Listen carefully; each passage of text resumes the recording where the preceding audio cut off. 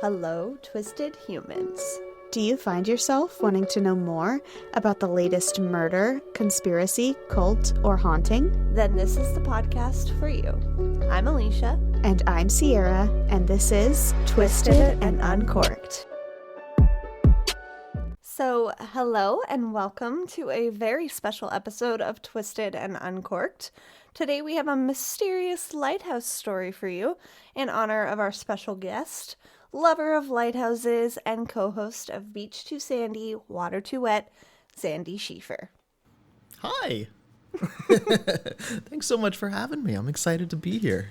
Thank you for coming. Much for coming. Yeah, no, we're really big fans of everything that you've done so far in the podcast community and Twitch community. So we appreciate you taking time out of your day to come and hang out with us. Happily, Yes. especially when I heard about the lighthouses. That's all it took, hey? For our listeners who don't know, we've actually talked about Beach Too Sandy, Water Too Wet a couple times on our podcast. When I can't listen to any more scary stuff, like I don't want to have nightmares, I listen to something happy and funny, and that's your podcast. Listeners, if you haven't ever heard that, definitely go check that out. Also, a super fun thing is that you're from Cincinnati, and I'm from Cincinnati. No way. So, Yeah. yes, Crazy. I've talked to Alicia a lot about Skyline. I'm Canadian. I have no idea what's going on over here. I mailed her a can of Skyline because I was like, you have to try this. It's the best thing ever.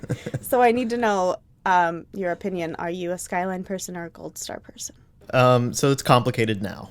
Oh, no. I know. I know what it sounds like. It sounds terrible. I'd like to think I'm a Skyline person at heart, but I'm now vegan. And the only vegan option I can have is Gold Star. They have this vegetarian chili option that Skyline doesn't have.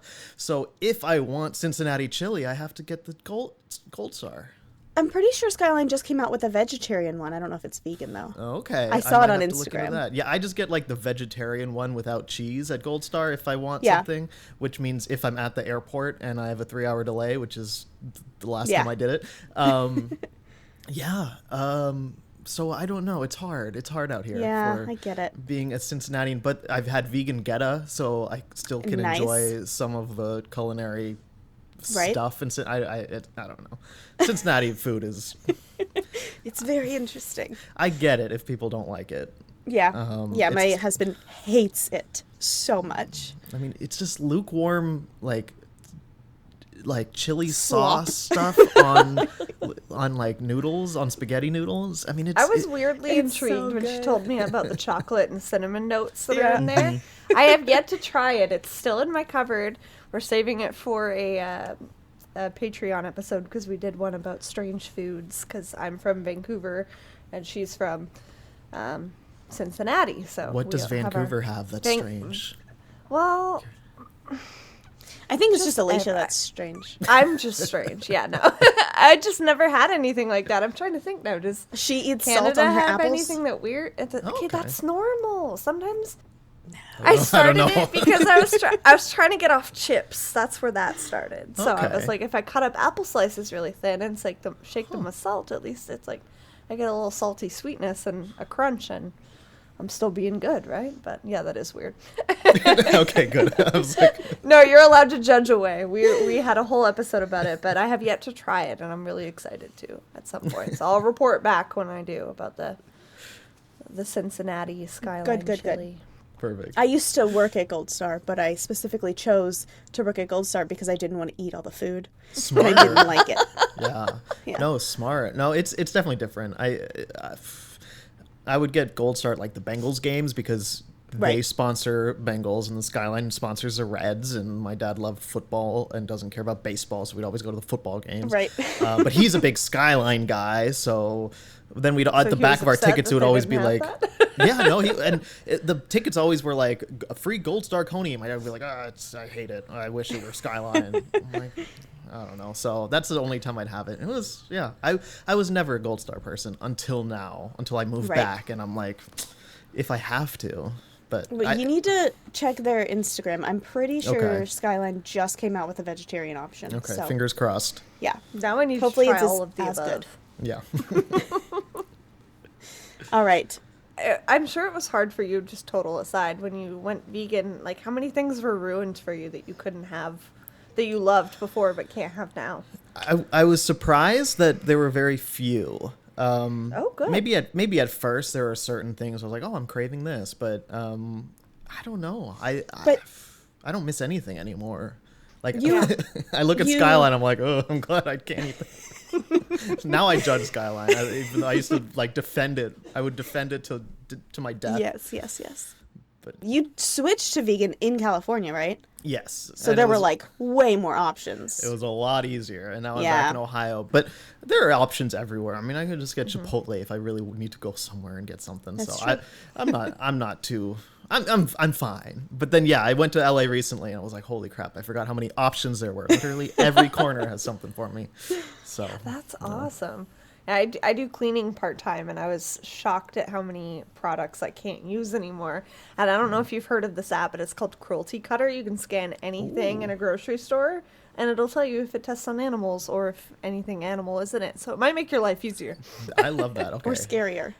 Or scarier, one of the two. For me, initially, it was scarier. I'm like, Yeah. oh no. Yeah. It's From just- makeup to oh, I bet cleaning the makeup products stuff. to food. Yeah, God, no, it's horrible. I can't. I'm glad that I don't take care of myself. Like What, my you're not skin wearing and my a full face of makeup right now? It looks incredible. Oh, thank you so much. I'm lucky in that way that it's pretty easy. But yeah, certain things I'm like, I can't believe this has parts of bugs in it, like just random candies. I'm like, I can't believe that this glaze they use is made from bugs. Like what? That I know. seems so strange. My Candy corn. husband's just given up on candy. I want candy Oh corn. no, I remember- Sierra! Listen, I remember hearing on Beach to Sandy that you wanted a vegan candy corn, and I searched so hard because I also love candy corn. And I was like, this does not exist. Like, I feel like a terrible person for loving Maybe candy we corn. should invent No. it. Maybe that would be the market. There's clearly a mark, but then again, maybe I'm the only. I haven't heard from any other vegan person who's like, "Man, I wish candy corn were vegan." I think I'm the only one, but for some reason that's one thing that I can't shake. That I'm like, I really want candy corn. So if we invent it and all of our sales are going to one address, we'll know why. It's me. Oh no, I can't get behind it. I can't do it. I've tried don't it like so candy many times. I can't do it. Rude. No, it's too sweet. It makes me feel like I already have a cavity when I put it in there. That's true though. We know you do podcasting as well as Twitch streaming. Which one was first? Which one do you like better? And do you plan on diving deeper into one or both of these creative endeavors? Oh yeah. So first was a podcast. So my sister had started her podcast, and that's why we drink. And then we had talked about doing something together creatively for a long time. We had been writing together, just doing random things, trying to figure out what to do. And we were like, why don't we start a podcast? And so that happened. And then it wasn't until, and that was 2019, I think, end of 2019. And then it wasn't until 2020. Oh gosh, I don't even remember when I started Twitch streaming. No, 2021. It was during COVID. It was 2020, and it was like right when COVID hit, and I was just alone in LA for months, and I was just super lonely. Couldn't see anybody. My sister had just moved home to Kentucky, and I found a community there, and so I was it really helped me out a lot. But yeah, and lately I've been trying to be a little bit more into the Twitch game than I was before. I want to take it a little more seriously because it is so much fun, and I've built up this community, and I love being able to interact with people on there. So I've been combining them now, where I listen to old episodes of my podcast that I never listened to on my Twitch for like my reaction and getting to chat with people about it, like behind the scenes stuff. So that's been fun. Yeah. So what I'd say is I'm trying to dive more into Twitch for sure. And then also expand Beach to Sandy always. We're always trying to think of some ways to do that. So, I mean, we have a couple live shows coming up, but we're always thinking up new ideas and gonna see what works. But I don't think any other podcasts. I think I'm good for now, just doing the one. Got it. So how did you come up with the concept of Beach to Sandy, Water to Wet? What was the inspiration behind it? So we were in Vegas, or coming back from Vegas, driving to LA, and we had been talking about doing a podcast, and we had just left Zach Bagans' haunted, what is it called? Museum or Haunted something? museum, yeah, I think Yeah. so. And we had just left it. It was for my sister's bachelorette party. And driving back, our friend Renee was in the back seat and was like, "Oh, I'm going to look up some of the negative reviews of the Zach Bagans thing." And she was reading them. I was reading them. And I like looked to my sister. I'm like, why isn't this our podcast? Like just reading these. And we looked it up. We were like, no one else seems to be doing this, or at least no one we could find. And we thought, oh God, did we just hit on something? Like we got to get going. And then a few months later, we had everything figured out and launched, and yeah, we're still going somehow. So It's great. I love it so much. I don't know why anybody hadn't thought of it before you guys. My favorite thing that I've ever heard was the sugar-free gummy bears reviews. Oh God, the hair no. They're Yep. so bad. And My I saw husband them. tried to dare me to eat one of those. I was like, no. I will I never. saw them like on Instagram and Facebook and, social media before there was even a podcast. And I was like, this stuff is hilarious. Like, someone needs to capture this. And then the podcast is amazing. I love it so much. We're still getting Capture requests. people almost dying. Yeah, it's so terrible of these poor people who Their are eating last these. moments. And people still request that. Like, I think a lot of people, since we did that in a bonus episode, our first ever, I think. So a lot of people didn't hear that. So people still send an email saying, hey, you have to read these reviews. You have to read these reviews. And we're like, we did. It was gross. And we're hesitant to do it again. Once is But enough. the people We're do enjoy traumatized that. enough as it is. Yes. I'll try and think of a Canadian one that's like a niche. I'll think of it and I'll send it your way. Perfect. So your podcast, Beach Too Sandy, Water Too Wet, is co-hosted by your sister, Christine. We do both, Alicia and I, have siblings who we love, but also sometimes we wish they weren't born. So have you faced any challenges working with family creatively? He's Yes. like a board. Yes, definitely. It was not always easy. Overall, it's been amazing. Our relationship is better than it's ever been. But we started it while living together, which was really rough. Yeah. At times. If we had a disagreement, like we couldn't escape, we didn't have we had our own space, our own rooms and everything, but still, it was a lot. So for that, and then the pressure of starting a new podcast and doing work there, and we're both very passive people. We hate confrontation, but sometimes we'll hold on to things. So it got sometimes messy, very rarely, but we definitely had some episodes where we had a fight beforehand. We were like, we had to record. We record. The moment we stop recording, I'm out. I'm like walking away. We're not talking to each other. Gosh. We had that, I think maybe just once that I remember like really bad. But I was also like mentally in a very different place back then. And Right. so as we've grown as we've grown the podcast, one thing is we've never missed a week. That's what's so surprising to me is like, despite any awesome. fights, we never missed a week. This has always been something that we've both loved doing. It's very important to both of us. So we make it work no matter what. And it's been, if anything, like overall a very good thing for our relationship. Yeah, awesome. And you guys have like a whole business now together, right? You're both owners of this Schiefer Madness business. Yep, Love Schiefer it. Madness LLC. That's awesome. Oh, yeah, it was weird. It was kind of funny, and it was so strange how like easy it was. I mean, we didn't have to do much. We had like a manager. We have like a someone who else. We have people like that work for us, and they were like, "Oh, name your business." And we're like, "I don't know, Schiefer Madness," and they're like, "Okay." And we were like, that's it? Like, we just give you, we tell you Schiefer Madness, and then, like, now when you Google You Schiefer ask Madness, no further like, questions. yeah. They're like, oh, that sounds great. I love it. We're like, oh, okay. Yeah, so it's weird, but it's been wonderful. So That is awesome. That is really cool. And I saw those mugs that one of your guys' listeners had made. Those are beautiful. You need to get more of those. Yes, no, agreed. They were so should make them have a deal with our merch company to like supply them. Or Right? something. No, that was incredible. I opened that and I've my jaw already dropped. loved your logo, but I was like, that is so cool on like a little like handmade mug. I loved it. It's rare for me to look at something that someone makes for us and like seriously jaw drop, because I'm like, I still have this feeling of like, it's just a podcast, whatever, like I'm just me, whatever. But then like someone Right. does something like that and I'm like, holy crap, like you did that based on my podcast. It's like when someone got a tattoo of our show, like our logo, like basically on their What? butt, like a giant. It was huge. I looked at this, I'm like, what? Like you did that? That's permanent. Did they know that?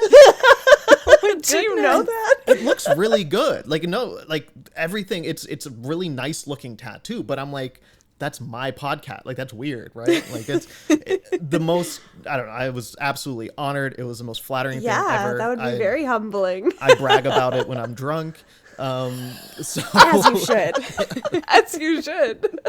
That's brag worthy for sure. If someone had my name tattooed on them, I'd brag about it. right.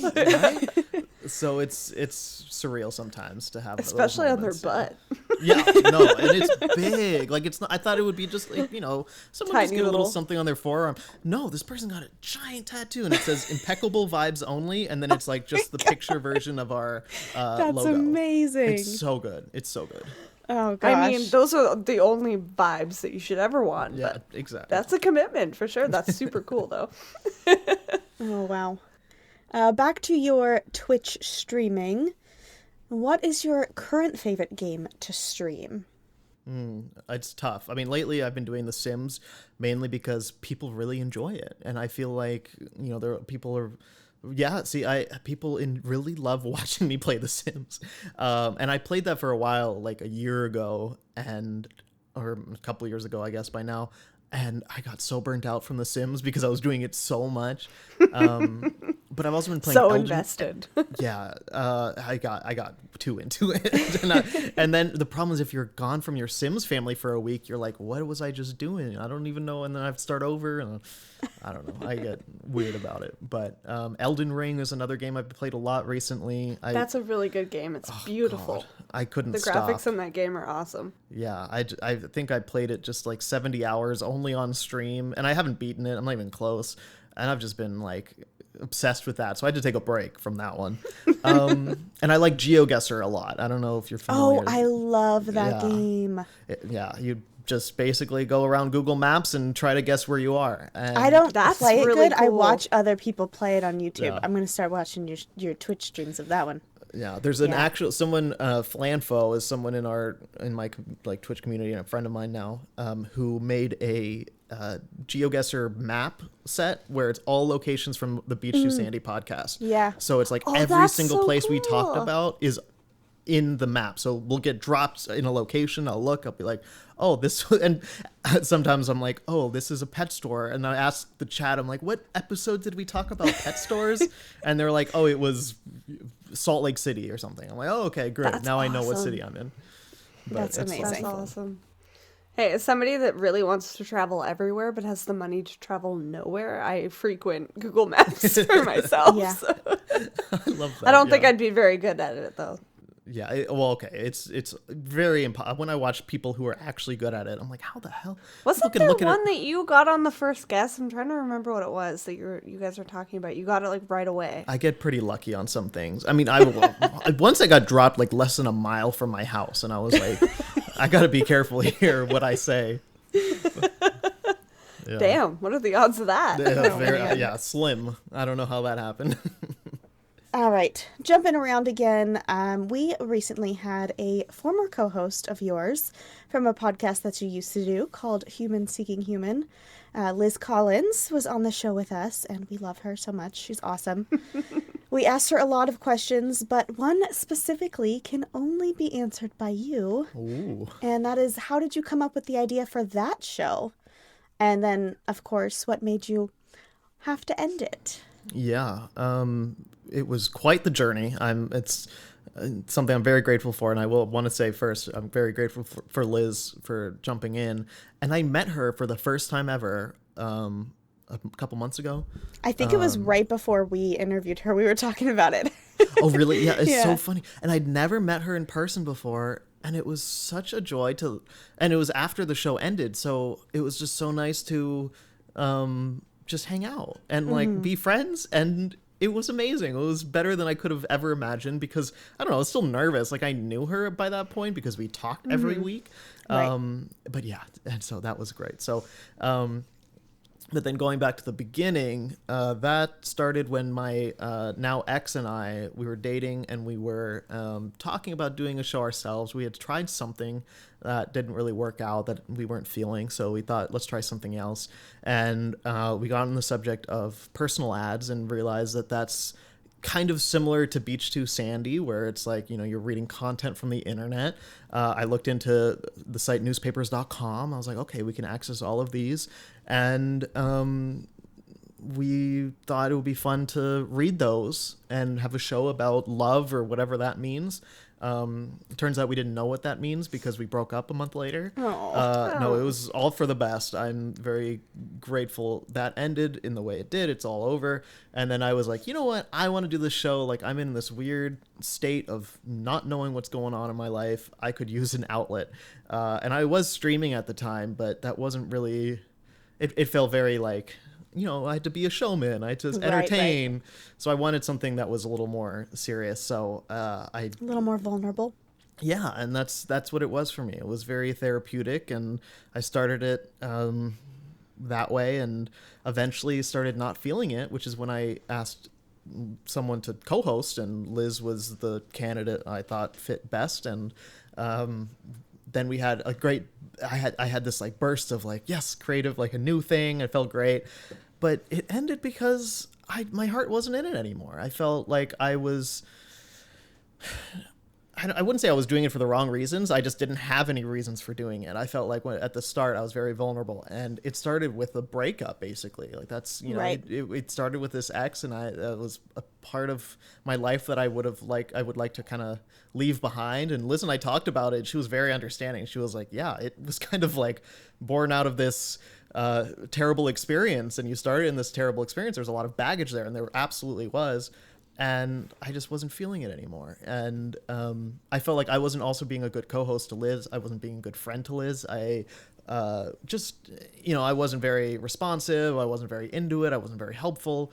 She was like, oh, I can pick up more stuff. And I'm like, I don't, can you do everything? It's kind of how I started to feel. And it was a really hard decision, but it was for the best. And I'm grateful that Liz took it the way she did and was very supportive of me. And yeah, it was such a relief. I mean, that was also a sign that I picked the right person. Not that I had any doubts, but the fact that she was so understanding, that's what what I was looking for in a co-host. And thankfully now I have a new friend out of it. So that's been great. Absolutely. That is awesome. So, I mean, we're very thankful to have that friend as well. She's great. Good. She is great. And it's always very interesting when a passion project kind of gives you that growth and that movement that you needed in your life that you didn't know you needed until after it came to a close.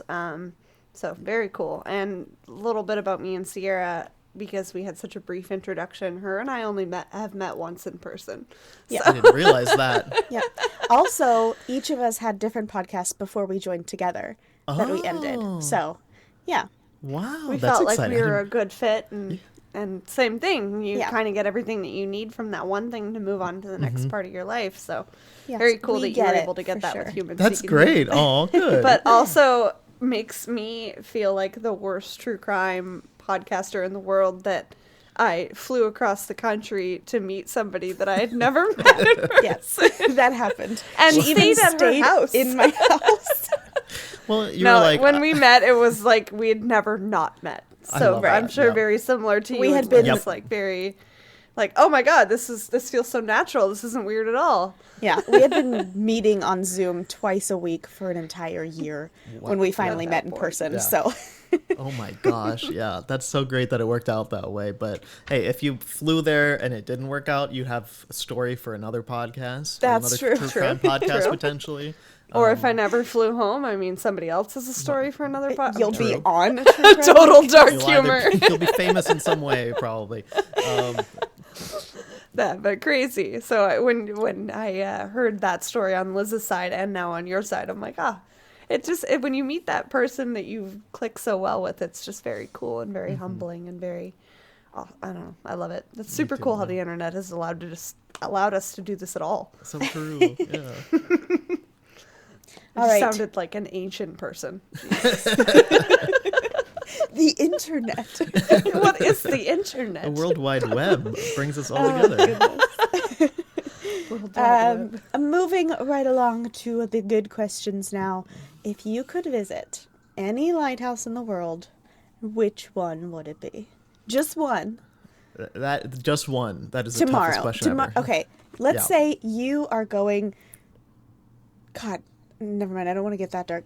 Before you die, you have to see this one. What is that? He already knew where you were going with that. He's like, Jesus. Oh, God. Okay. Probably... Number one bucket list. There's one, I think... I don't know why I'm blanking. I don't think I'm blanking. I think I know it. But it's a Tower of Hercules in Spain. It's the oldest lighthouse in the world, or oldest still existing lighthouse. You know, we know of older ones, but that one is the oldest. It was like a Roman one from 1st century AD. So cool. Yeah, it's also like really big and really cool and really intense. Like this big stone, scary looking thing. That's very cool. Yeah, so if I had to pick one, it would probably be that one in Spain. But yeah, that's a very difficult question to answer. So the hard-hitting stuff here. You know. What draws you to lighthouses in general? Like, why was it lighthouses that you were like, I'm going to love these things now? Yeah, it's funny because I think about it now and I'm like, back like when I was younger, we'd see lighthouses all the time. Like, not all the time. I live in Ohio, but every once in a while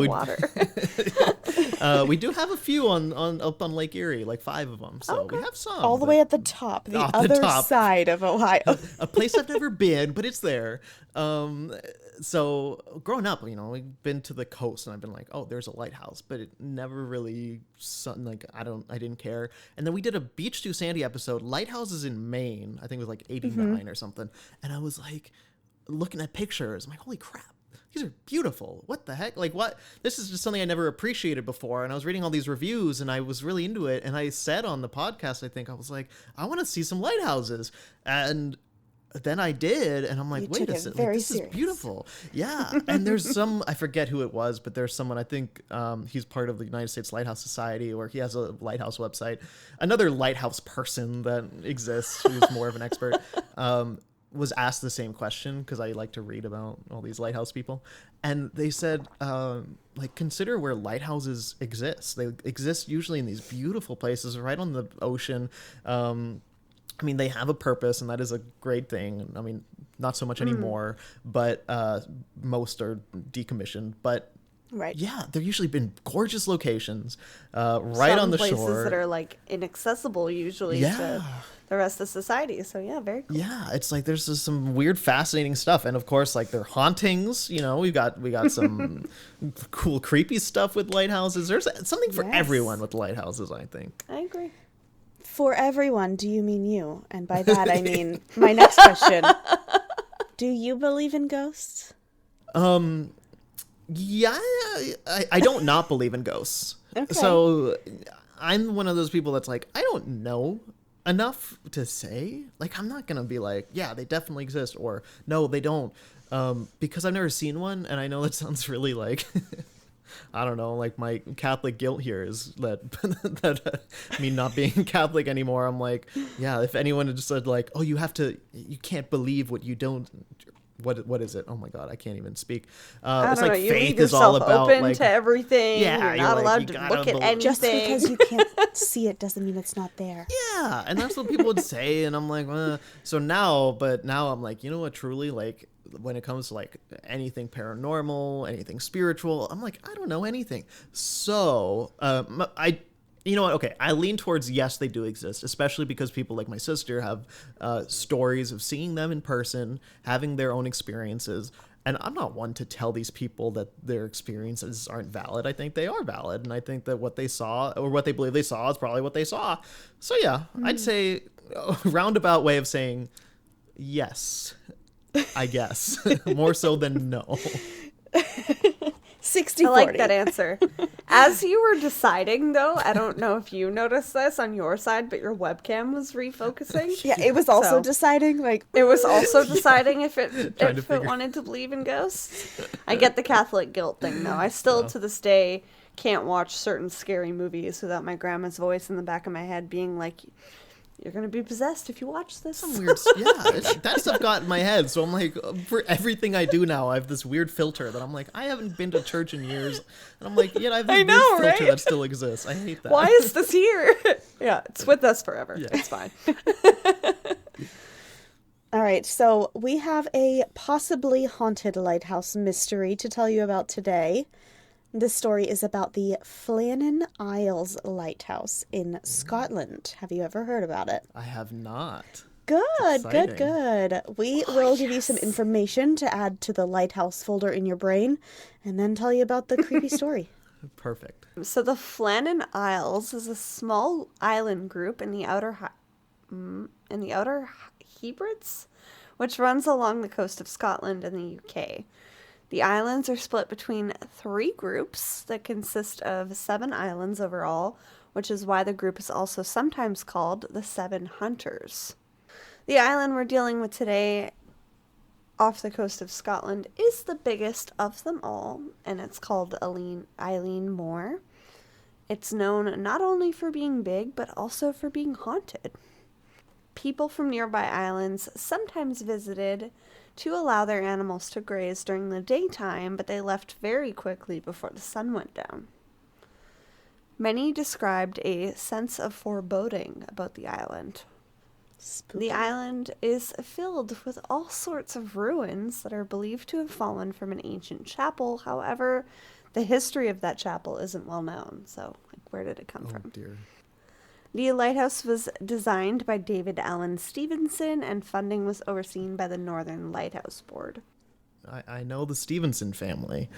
Do you? Like, that's Nice. very famous, like, lighthouse designers and architects, and also related to Robert Louis Stevenson, who wrote, was it Treasure Island or Yep. whatever? Yeah, those. I had no idea that those two names were related. That's really cool. It's a crazy family. If you go on their Wikipedia page, it's like every link is blue because they all did something in like some academic field or whatever. Anyway, yeah. Wow. So cool. I love I'm hearing that definitely because I'm going to have like, to check ooh. that out. I was like, I know something. That's super cool, though. So construction took place between 1895 and 1899, costing roughly £5,424 or $7,053. So I don't even want to know what inflation looks like at that point, but A lot. seems, I mean, in the 1800s, it seems like a lot for a lighthouse. Like, they put a lot of love into it. Yeah, because I bet a lot of it, like a lot of times, they really had to build them because it was a necessity because ships were sinking, and a lot of like trade ships and were losing so much cargo because they were getting hitting land and sinking and losing all their stuff. So they were like, So the cost to financially, build something, Yeah. all weighed out Yeah. at the end. Absolutely. It's like, we could spend this much money and not lose everything, or... The island had very rough terrain, and as mentioned, the lighthouse was built near the highest point of the island. So all of the materials for building it were actually hauled up 45 meters or 148-foot cliffs from the boats directly below, which is like risky business in my opinion, but That is crazy. yeah, Right? they're like, I well, do we not don't wanna want be one boats of to those sink, workers. so we're gonna build a lighthouse, but we're gonna like kind of Scale it risk up our too, boats it's fine. sinking and like I wonder how many Exactly. people died building that. right. Jeez. oh gosh, crap. maybe that's why it's haunted. Maybe. That's like the hush hush research that they didn't want you to see, though. Right. True. Despite all of the challenges, though, it was complete, and the lighthouse was first lit on December 7th, 1899. The lighthouse rail was built shortly thereafter to transport supplies to the keepers, as well as fuel for the light. Because it's such a steep island, they had to get it up there efficiently somehow. At this time, the light was lit with kerosene and went through roughly 20 barrels a year. And I looked up what the quantity for a barrel would be, kind of like what you would see of like a wine barrel or something. Oh, man. That's a It's lot. a lot. It's a lot when you're thinking kerosene, for Exactly. sure. The contents were carried up in small bogies along this little track. And today, that very same railway looks like no more than a mossy path that leads up to the lighthouse. By 1960, the cargo was carried up by a small cross-country style vehicle with rubber tires. So I kind of pictured like a quad, but I'm sure much more. I'm picturing like the Jeep from Jurassic Park. Yes, or that, yes. It was much more efficient to get supplies to the lighthouse and faster than the little pulley system with the bogie on the track. They also switched to fueling the light with periodic table. Acetylene. Okay, thank you. Which burns much slower. I see the word. I don't know if that's a real thing. It sounds right. It's fine. Yes, it does. And it burns much slower than kerosene, so they were sending up less fuel less often. So slowly getting their way there from the 1800s. And on September 28th, 1971, the lighthouse became automated. No. A concrete helipad was also constructed to allow maintenance during heavy weather, and the shore station was eventually converted into flats as it was no longer needed for its original purpose. And I can imagine that it would be a beautiful place to live with Sounds a good to lighthouse me. in your backyard. Yeah, I was gonna wink, wink, nudge, nudge, Sandy. Oh, I've looked. Every time I see something, so I get the lighthouse Google alert. Oh, love it. And oftentimes lighthouses go on sale. Oh my And gosh. I always check it if I see one. For a very one went on modest price, I'm sure. There was one that was like, it was like, I don't know, $50,000 or something. And I'm like, I don't really have that, but like, I talked to my girlfriend and she was like, we could figure this out. Like, Totally get like a mortgage and be like, listen, Right? I plan to live here. It's fine. Then I looked it up. It was not what you were picturing. Oh, God. It was like a rusted metal like tower in the middle of the ocean off the coast of like the Florida Keys. It What, was you don't want to Oh, live no. there? That's not where you and Dee want your Hit first by place? like 8 hurricanes. we'd have to like put a hammock between two of the bars. Like Oh there's my no, it's not goodness. even it's literally just a structure. There's no like Wow. housing or anything with a light. But then there was one that was for sale off the coast of Oregon. That was gorgeous on this like intense rocky island. And they wanted like over $1 million for it. So I was like, okay, I gotta put my dreams on hold for some years until I really make it. We'll see. Check out the I think ones it's the in North scenery that you're Ohio. paying for at that point, though, and the history Right, behind right. it. That's so North funny. Ohio will be fine. There is one in amusement park, that famous amusement park up there that I should know the name of, but I'm blanking right Me now. too. Why am I blanking? This is embarrassing to any Ohio listener right now. I've never been there. I haven't either. I'm a Kings Island person. Yes. Thank you. But that one, Cedar Point or Yes. whatever. Yes. Cedar Point.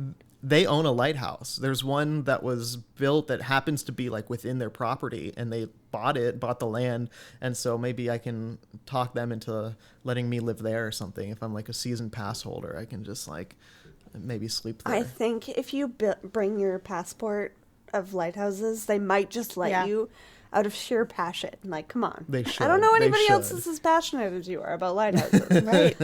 And even the ones who are not the bad boy of podcasting, right? It's true. It is true. You got two things going for you. I think I need you two to come with me to like I'll hype talk me you up. 'cause- Yeah. Yeah. When you go to get your mortgage, we'll just he needs this, okay?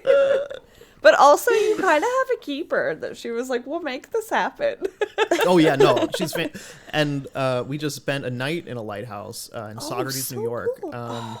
It was I won it on an auction. You can like spend the night at this lighthouse. Oh, and, that's so cool. That is it was very my cool. it was my Christmas gift to her, and I was like, before I gave it to her, I was like, this is a very selfish gift. but but this is your gift. But you wanted to share it with her, so Yes. there's the thought behind that. I could see And it.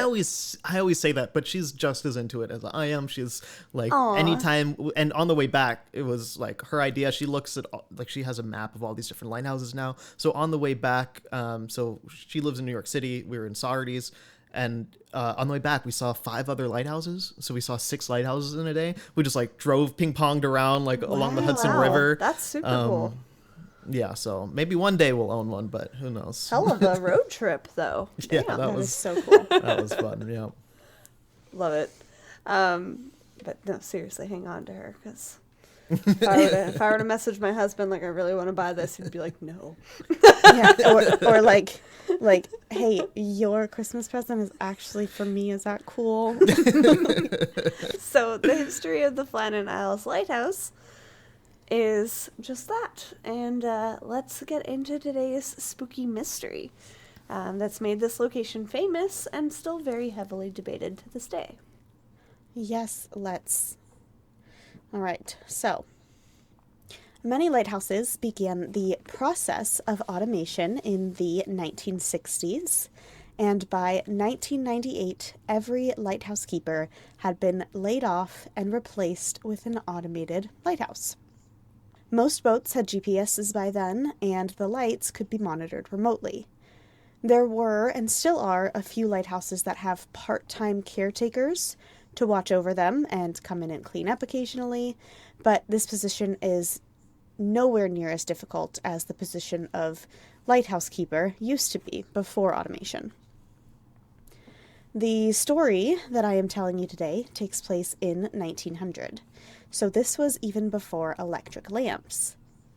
Lighthouse keepers had to literally tend to the oil lamp and ensure that the flame was burning as bright as possible, as well as logging every weather condition and change. The lighthouse had 3 people working on location at all times and 4 total workers. They all rotated 6 weeks on, 2 weeks off, so as one man's 2 weeks were ending, he would relieve the one who had just worked his 6 weeks. The Flannan Isle Lighthouse was known to be one of the hardest in the area to upkeep, and many dreaded the thought of being assigned this post. Lighthouse keeping was already an isolating job, but this one was extremely isolated. The only buildings on the entire island were the lighthouse itself and the small chapel mentioned earlier.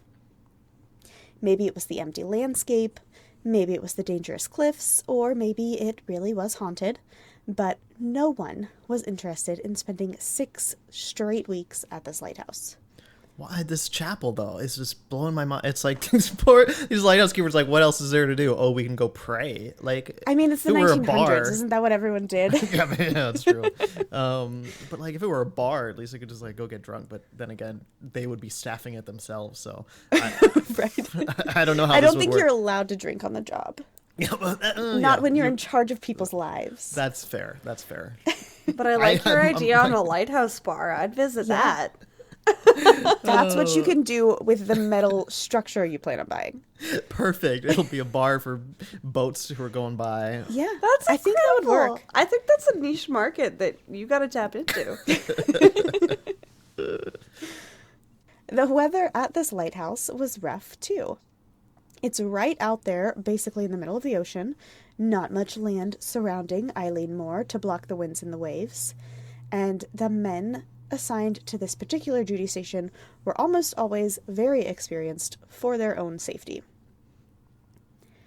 During the event that took place here, the lightkeepers on duty were Principal or Headkeeper James Ducat, the first assistant replacement, Donald MacArthur, because the regular first assistant was on sick leave at the time, and then second assistant Thomas Marshall. James Ducat was 43, had 20 years of lighthouse experience, and had a wife and 4 children back home. He was originally hesitant about taking this position, as he had always heard rumors about the cursed island, but he had a family to think about. Donald MacArthur was 40 and was an occasional keeper, so he would fill in for men who needed to take the time off.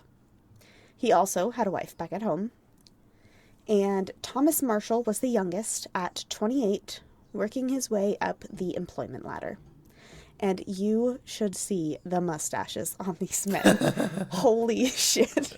They are the biggest. It looks like someone took a broom, and put it in front of their face.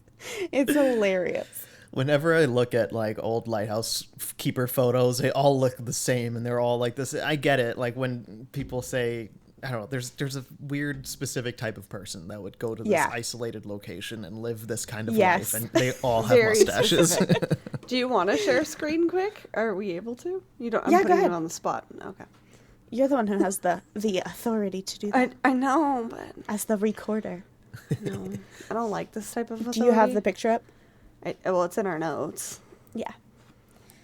It's zoom crazy. in so he can't I'm see excited. the crazy that's coming next. But exactly what you're thinking, I'm sure. The one in the middle is my favorite. No, that broom is amazing. Or that broom. Oh my gosh. It looks so fake. That Looks so looking. fake. That's Right? hilarious. Like that Oh my is a God. mustache. It looks like someone smeared the photo by accident.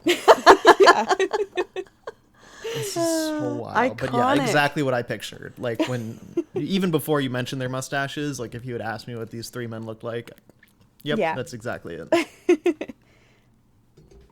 On December 15th, 1900, a steamship rode past the Flannan Isles Lighthouse and noticed that there were no lights shining at Eileen Moor. The ship's captain said he remembered that the weather was in good enough condition that he should have been able to see the light from miles away, but he didn't. He said he reported this to Port Authority when he finally stopped, but a formal report was never sent up to the board. It wasn't until December 26th, 1900, so this is 11 days later, that anyone went to check on the three lighthouse keepers. The lighthouse tender vessel was bringing the fourth worker, Joseph Moore, to relieve a worker and start his own 6-week shift, but noted that there was no flag flying where it should be, no one came down to greet them, and the docks were not even set up or prepared for accepting a ship. The ship sounded its horn with no reply, signaled a flare with no reply, and finally sent Joseph Moore, the relieving lighthouse keeper, up to check what was going on the island. Joseph made his way up to the lighthouse to find that there was no one there. On the island, there was a mess of equipment over by a rock formation where a box was smashed and the items from inside were strewn about. But inside, there was a chair at the dining table that was toppled over. There was a meal left uneaten, as if someone ran from the table in a hurry. 2 coats were missing, but the occasional coat was still there. All the clocks had stopped, which always freaks me. See, same. It always freaks me out, and then I remember that it's 1900s and they have to wind the clocks. Yeah. So they just weren't wound. Like everyone, I was like, as oh we my know it, God, has I can't- disappeared. Yeah. Time has stopped. Oh, Every time I hear an old-timey story and they're like, and the clock was, or the watch was Yeah. stopped at this time, I'm like, why would their watch just stop? what mystical That's thing so is happening eerie, here? yeah. Oh my God. Batteries yeah. didn't exist. All the beds were made, and a canary sat in his cage still alive. Oh, thank God. Well, the canaries, so I can see your face is confused on that one too. So people used to put canaries in a cage like near the ceiling in case there was a gas leak. Canaries, like Kind of like they bodies did in can only mines. handle. Yeah. Right. So like Yeah. if, instead of a smoke detector, they had a canary detector. If it died, get out. But it was alive. But so. it was alive. Yeah. It killed the others. So it lived. Murderous canary. Stopping That's all the always a good clocks. sign, though, if the canary's still alive. But Yeah. The logbooks were checked, but sources differ on what they may have said. Some sources said that the men stopped taking written reports in the log on December 13th, but they kept up with the light extinguishing time and the weather conditions for the 14th and the morning of the 15th. They wrote those things down on another writing instrument that they probably planned to just transfer into the log later. In believing this version of sources, they also believe that the weather conditions were normal until the 15th when they finally got bad. The other sources say that between the 13th and 15th, there were 3 written entries in the log that were covered up, all written by Thomas Marshall, the second assistant. The first one, which was probably on the 13th, said that there was a terrible storm, worse than he had ever seen before, and that the head keeper, James Ducat, was unusually quiet, and the occasional keeper, Donald MacArthur, was crying. The second entry, on the 14th, said that they had made it to the eye of the storm, and all 3 men were praying together. And the third entry, on the 15th, said that the storm had passed, they all survived, and things were calm now. Again, this things were calm now was said, allegedly, on the 15th of December, which is the same day that the ship's captain said that he went through and saw that there was no light on and the weather was calm. So that would make sense that the weather was calm. But it doesn't really matter because either source that you believe about the logbooks make for a confusing story because according to regional meteorological data, there were no storms or bad weather reported at all. Not on the 13th, not on the 15th, nothing. So when we were doing our research, that was the part that threw me off the most. I was like, why wouldn't this be reported globally? Like, if they're reporting this, why? Like, oh, I didn't like it. Oh, God. Spooky. After investigating the scene for just a few hours, Joseph Moore, along with a few other men from the ship, had to act quickly and get to work on the light so that when night fell, no one wrecked into the islands. The captain from the lighthouse tender vessel sent a report via telegram to the Northern Lighthouse Board, saying that a terrible accident had occurred, all 3 men were missing, and they must have been blown away or washed away and drowned, or, quote-unquote, something like that. He literally wrote his report, something like that. That would be me if I had to write a report. I laughed so hard when I was reading it. You know, just something like that. I don't know, okay? Just so nonchalant about it, but he starts it with a terrible accident has occurred. Right. So I was like, okay, be more specific, sir. Something like that. Joseph Moore, however, wasn't so sure about this answer. In his own letter, he wrote that he continued to search for clues or answers in the days after his arrival. He wrote, quote, "The following day we traversed the island from end to end, but still nothing to be seen to convince us how it happened." He then went on to explain that the east side of the island was completely intact. Not a thing was moved. The west side of the island, however, definitely showed signs of damage. The west side is where that box was crashed and opened when they first arrived.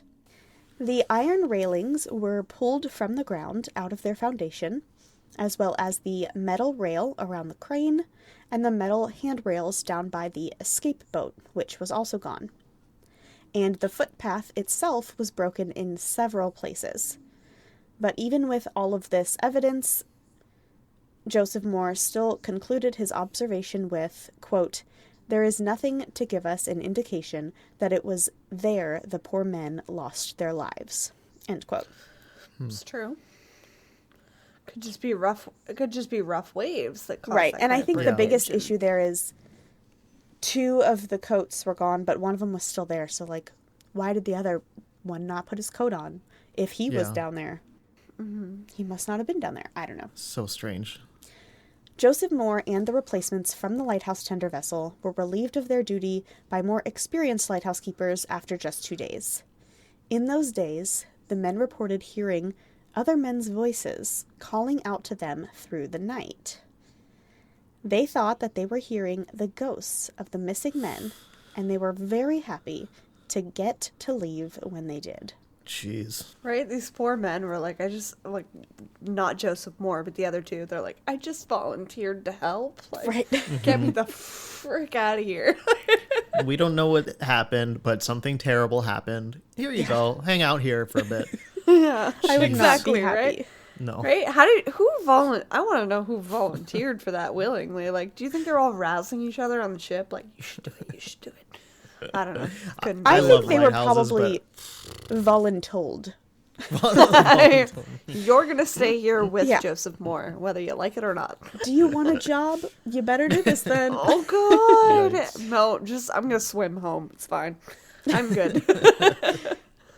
In the end, the scene was investigated by the superintendent of the Northern Lighthouse Board, and he declared that the quote-unquote most likely explanation of the disappearance of the men is that they had all gone down on the afternoon of the 15th of December to secure the box with mooring ropes, and an unexpectedly large roller, or wave, had come up on the island and swept them away with resistless force. That's it. Don't love that. This did not sit well with many of the locals for many years, and in 1950, a lighthouse keeper did his own little statistical research measuring the waves at Eileen Moor. In his investigation, he concluded that it was in fact possible for a wave to come up over the 60-meter cliff edge, but as a cause of death, this still seems unlikely. First off, their bodies were never found, even after days of investigating. And I did my own little research, and I Googled and found out that a drowned body in the ocean... I had to go incognito because I was like, I should not... Is that what you were doing? Oh, my God. yeah. A drowned body in the ocean will normally resurface within 3 or 4 days and then be pushed by the waves to shore while being nibbled on by ocean critters. But it will come up. It's not just We did gonna... a little teaser on our social media, and I was like, what the hell is she researching? I couldn't think of anything in the next episodes that we have that I'm like, this makes sense. Oh, no. Now I understand. Like, Sierra's trying to get secondly- rid of me. She wants a new co-host. No. That's funny because my incognito is always like, how do you spell this word? And I'm like, all of just like the little things I'm embarrassed by that I don't want to see in my own search history later. And meanwhile, you're doing that kind of research. Secondly, these men were experienced and trained with how to deal with these waters. You would think they'd be smart enough to know how to secure the equipment before the bad weather rolled in, or that their lives were more important than their equipment if it was too late. And they definitely wouldn't all three go down there. Someone had to man the light. One of them didn't even have the coat on, like I mentioned earlier. So, with all of that said, now we have to talk about some of the other theories that have been brought up. So, a possible theory was that a fight broke out among the three men, and they fell down the cliffs.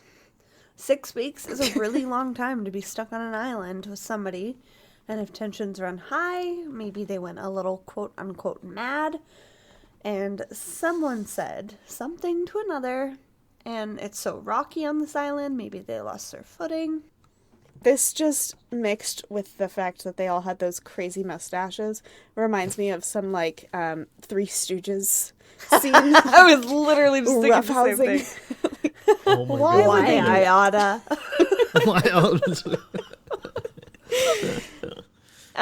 One of the most popular versions of this particular theory, though, is that Donald MacArthur may have purposefully killed one of his fellow men and then himself due to guilt.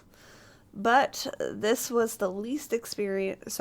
He was the least experienced at this location, and among the three, he was known to have a quote-unquote temper. Going mad was not unheard of among lighthouse keepers as well, even though this is just a popular theory, and you know these men have never been seen since. So we want to always be very sensitive on the show about families that are still very much dealing with the situation. So I don't want to speak ill of the possible dead Well, I mean, either way, they're dead now. It was the 1900s, but Well, whether it was Oh, because I mean, of a maybe not. wave I don't or know. murder, yeah. Well, they might be vampires, Sandy. You never know. Yeah, see? And we always want to be sensitive, so that's just a course, yeah. theory. yeah. A We ghostly... don't have any history of them being quote unquote mad. Exactly. But I love how There's that was history always of a other term, lighthouse like going keepers that mad. did. Yeah. What is Yeah, this? and Why? like it's understand of all scenarios. I mean, there are issues, even more recent ones, where people who have these isolating jobs, like Yeah. it's just Yeah, it affects you in a different way. So definitely. Agreed. It's amazed that during COVID, not more positions went quote unquote mad. Like, it's I amazing. think they did, really. and people just don't talk about it much. I think I did. I don't know. Oh.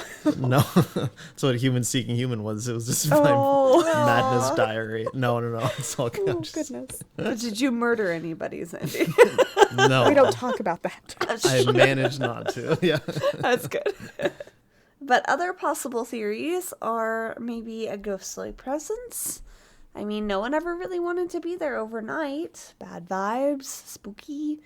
The men that remained there, like Sierra said, following the disappearance, swore that they heard the ghostly cries of their lost men. So maybe the men heard ghostly cries and were called out to the water or something? Ooh, I don't like that.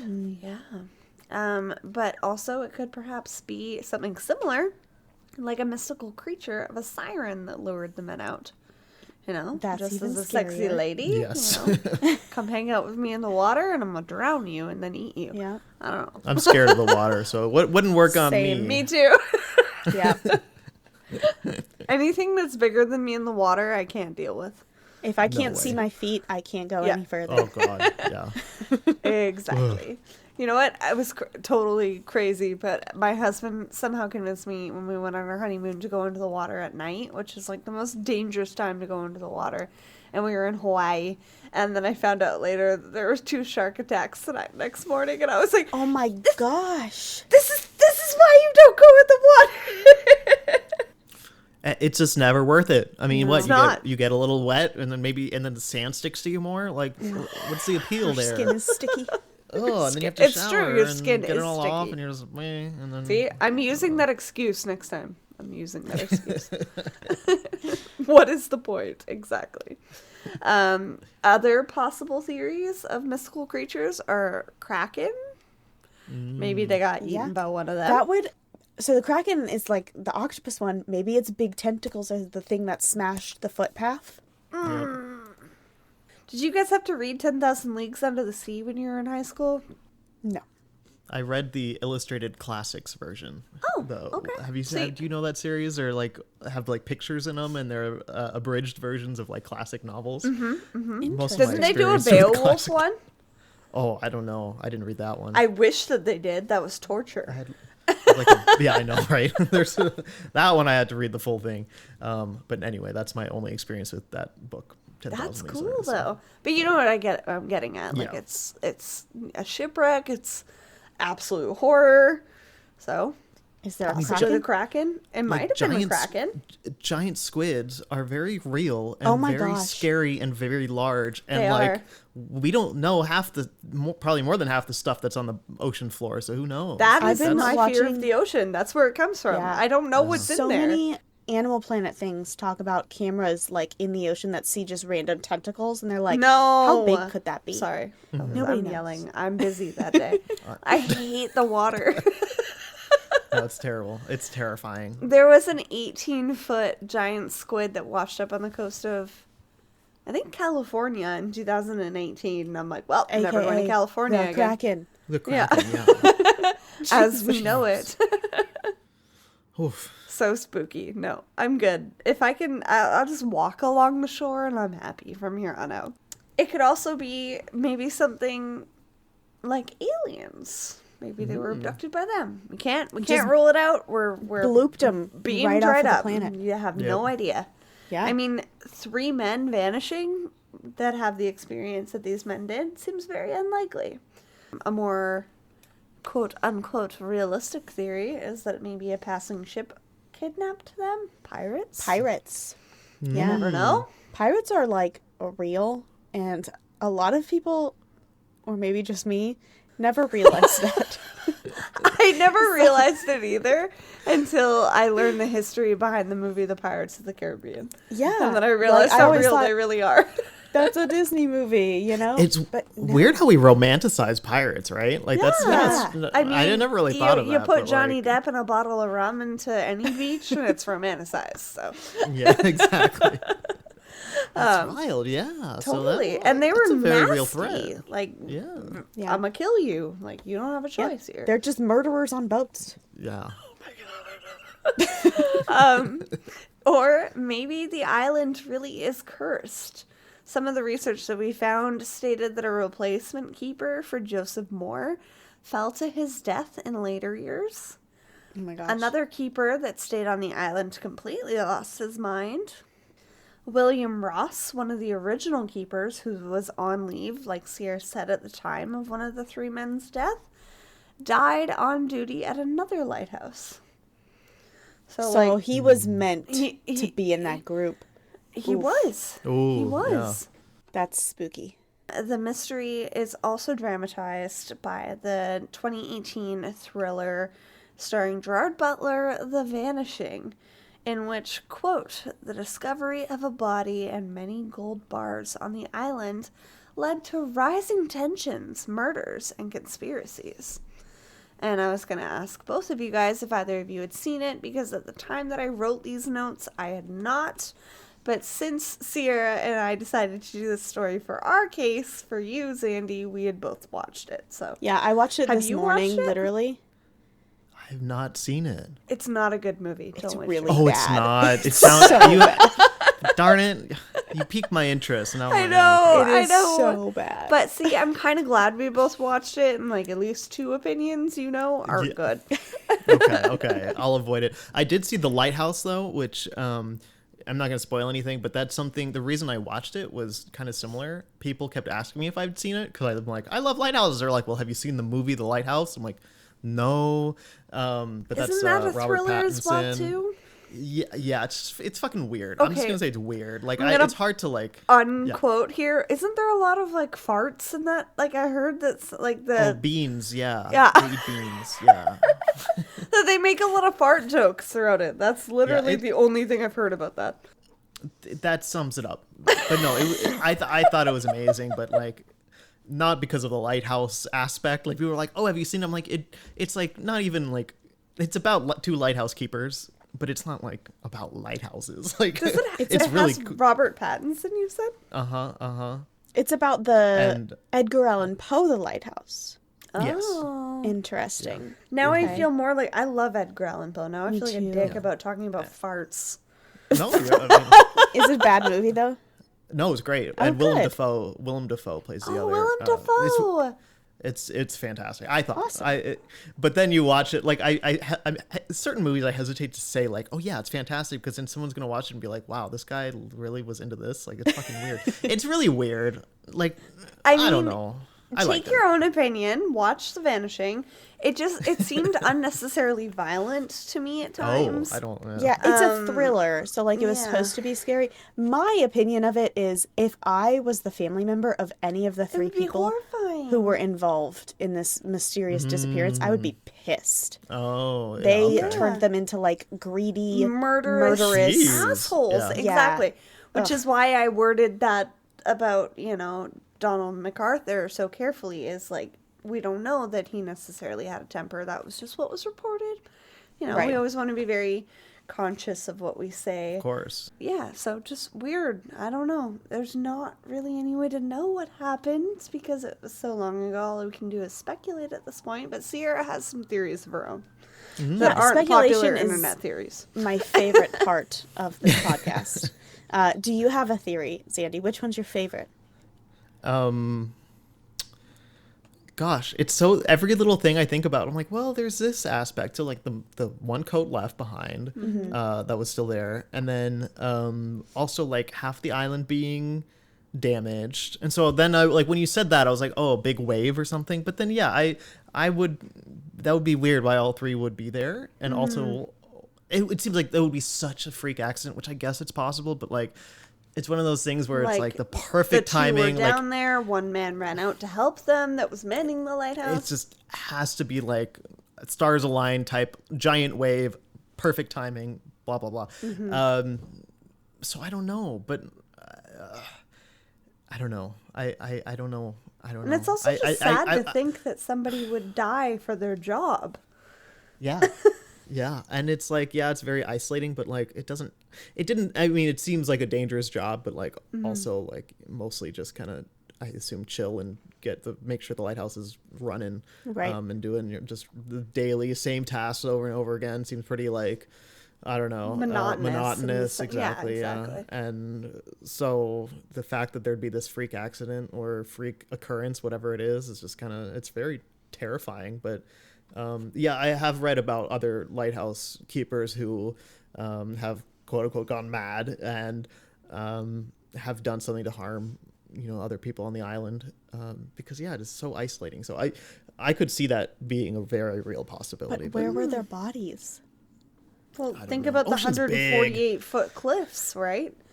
One The shove, ocean's big, one but push. there's land all around. Like, wouldn't they have been washed up on one of those islands? Beaches, one of the Are 7 they- islands around it. Yeah, true enough. Are any of the other islands are there people there at all? The other ones, the other one had people, a couple of them had people living on them because the people would bring their animals to this one to graze. Okay. So the other Oh, ones that's right. had people, just this one was isolated. I don't know Got it, about okay. today either, if anybody lives on those other ones. I have no idea. I don't hate the pirate theory either, or like an That's my outside favorite party, like outside party having something to do with this. I don't hate that either. Yeah, but so then again, what's the motivation there? Like, what is there? Like, it's a What are you lighthouse. going to rob? Exactly. Yeah. Oh Yeah, gosh. Okay, I don't and- know. What are your theories? I trust yours more than mine. Honestly, I all. think the movie, as much as it just went into a really weird direction, kind of the main plot made a little bit of sense, whereas basically some money got washed up. I'm giving away the whole movie, by the way, listeners. If you want to watch this, like, skip ahead 5 minutes or something. They don't want to watch it after we told them it was bad. It's just like Basically, some money got washed up, leaving out all the gory stuff.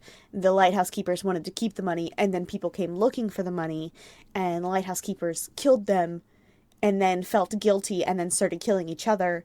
And by the end, only one of them was left alive and took off in the people who they killed's boat.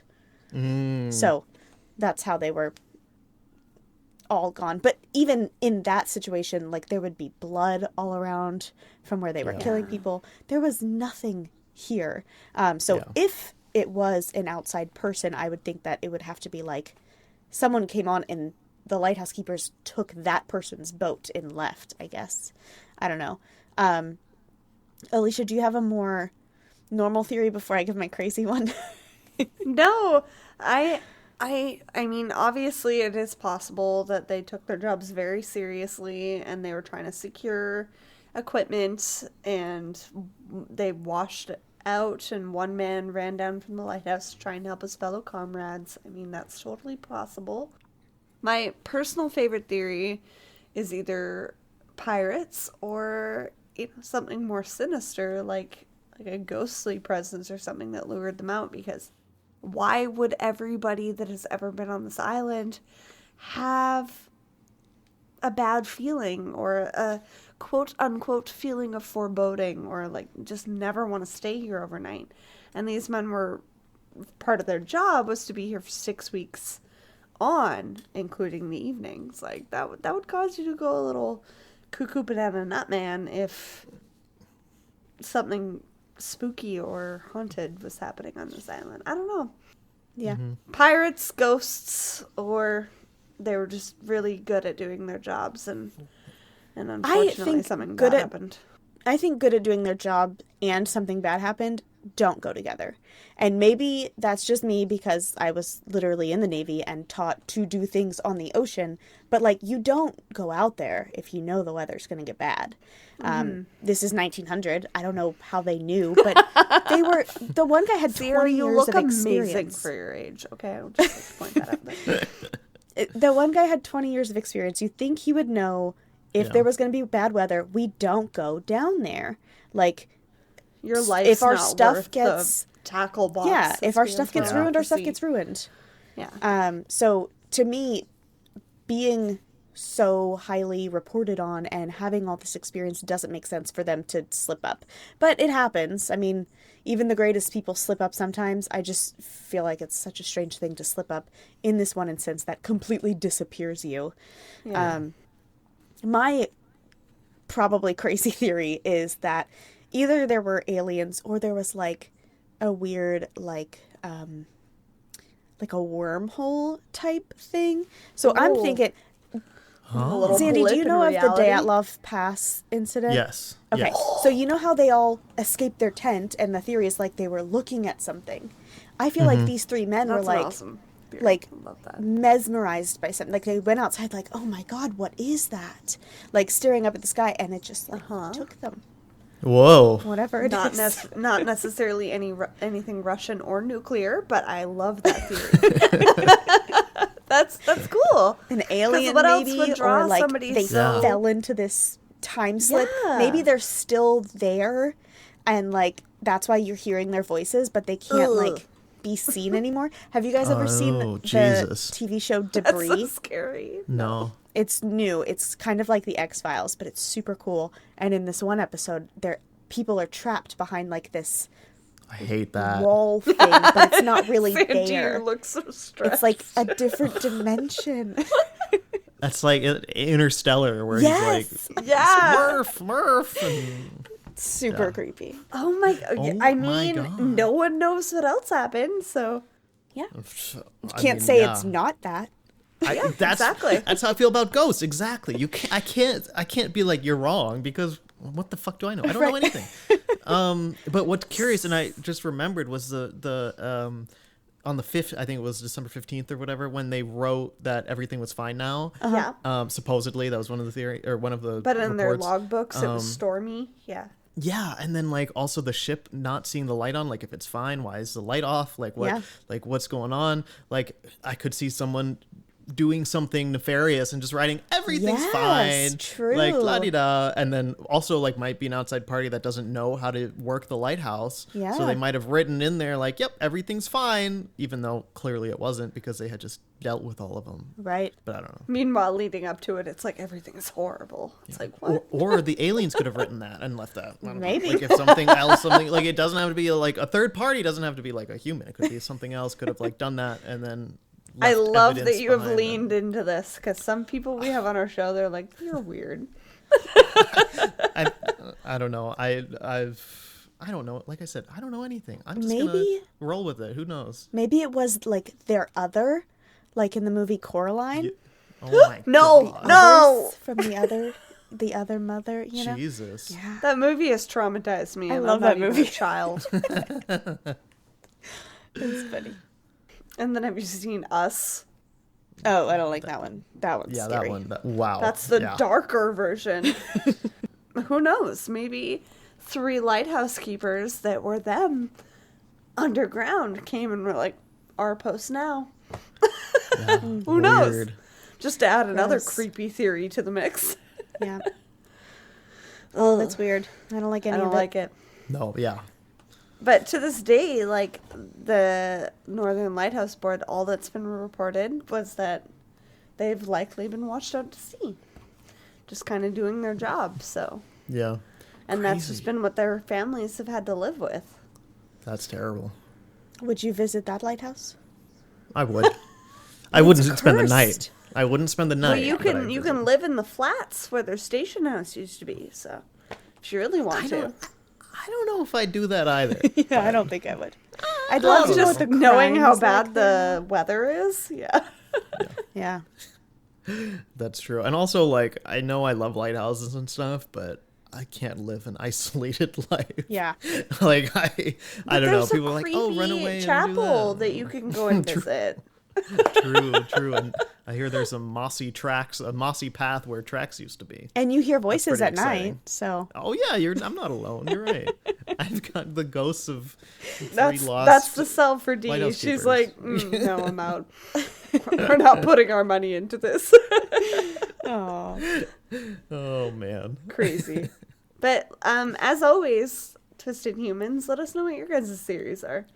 So, I mean, we have Yeah. Lighthouse Expert and the bad boy of podcasting here, but we want to know what you guys have to think as well. Yeah, For I'm sure. curious. I'm curious. It's probably aliens, let's face it. On the show, we can chalk everything up to being aliens. or a scary sea monster. Or a scary sea monster. I don't know, I watched that Vampire Diaries episode on the sirens, and that one seemed implausible. You know, pretty lady out there singing to them, maybe. It's the right environment for it. Ocean. That would explain why there's no remains to be washed up, because she ate them. Anyway, moving on from this story, thank you again so much to Xandy Schiefer for being a guest on this episode. Before we go, we mentioned it a lot in the beginning, but tell our listeners where they can find you. Sure. You can find me on Twitch, Instagram, TikTok, Twitter, all at Xandy Schiefer. XandySchiefer. It's not the easiest, you know. I don't know. I say Xandy Schiefer, and people on Twitch, when I raid them, like I send my viewers there, they'll be like, they think it's X and then Andy, so they'll call me Andy, and I'm like, yeah, no, my name's not Andy, but Yeah. I get it. I get it because People it's like put a X gamer at the- thing. yeah, like, beginning and end, yeah. Yeah, but it is Xandy, and I think that's about it. Oh, and Beach Too Sandy, Water Too Wet is my podcast with my course. sister. That's lots of fun. But yeah, thank you so much for having me. This was so much fun. Yes, I had so much fun too. Yes, Good. us as well. And I'm so glad that you hadn't heard this one, because for true Yeah. crime enthusiasts and things like that, this is always one that's heavily debated. So it was very cool to hear your theory on it, having never heard it before. Yeah, no, I'd never heard of that, and it was so much fun. And yeah, I love anything lighthouse related. But also, all of these aren't making me like want to see more lighthouses. Sometimes I'm like, hey, like that's creepy. Right. I know. A big thanks again to Xandy for being here with us. And you know where to find him. We will be here on Tuesday for your next spooky twisted episode. And in the meantime, Keep it twisted. Thank you for listening to Twisted and Uncorked podcast. Remember to leave a 5-star rating and review wherever you are listening now. It really is the best way to spread the word. You can also check out all of our sources and materials, as well as photos for the episode, on our website at twistedanduncorked.com. And you can follow us on social media at Twisted and Uncorked or Twisted_pod on Twitter. Thank you so much for all of your love and support, and we will see you next Tuesday for a brand new episode. Cheers!